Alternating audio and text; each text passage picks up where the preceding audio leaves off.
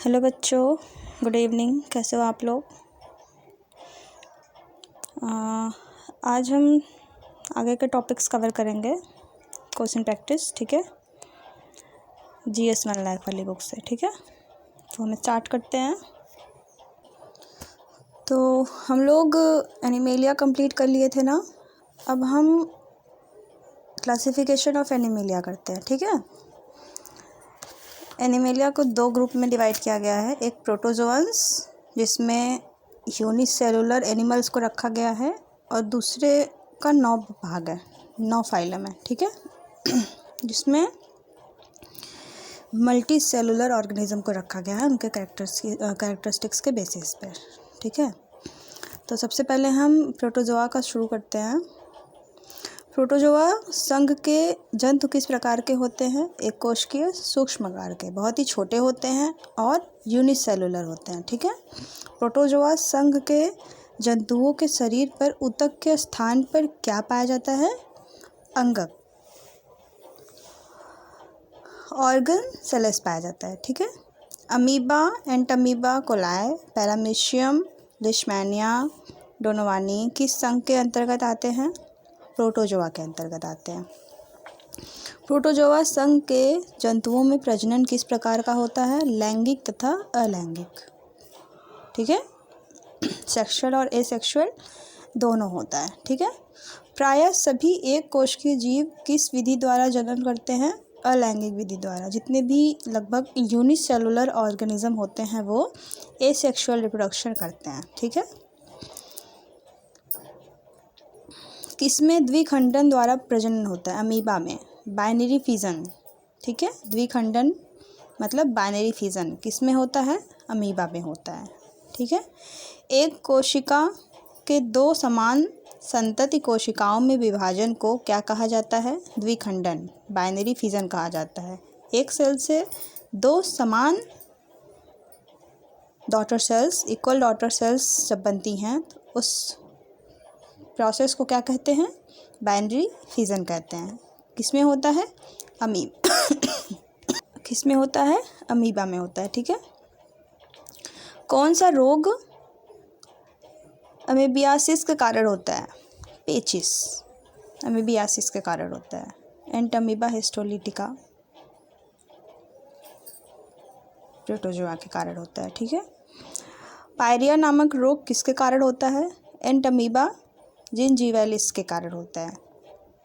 Entamoeba जिंजीवैलिस के कारण क्या होता है? पायरिया नामक रोग होता है। बहुविखंडन मतलब मल्टीपल फिजन द्वारा कौन सा जीव एक साथ अनेक संतति कोशिकाओं में विभाजित होता है? प्लाज्मोडियम, ठीक है। प्लाज्मोडियम में मल्टीपल फिजन होता है, ठीक है। मलेरिया नामक रोग किसके कारण होता है? प्लाज्मोडियम के कारण। स्पोरोजोआंस होते हैं। प्रोटोजोआ का एक टाइप है स्पोरोजोआंस, उसके एग्जाम्पल हैं प्लाज्मोडियम, ठीक है। प्लाज्मोडियम के ही कारण मलेरिया होता है। किसका सामान्य नाम स्लीपर जंतुक है? स्लीपर एनिमैक्यूल्स।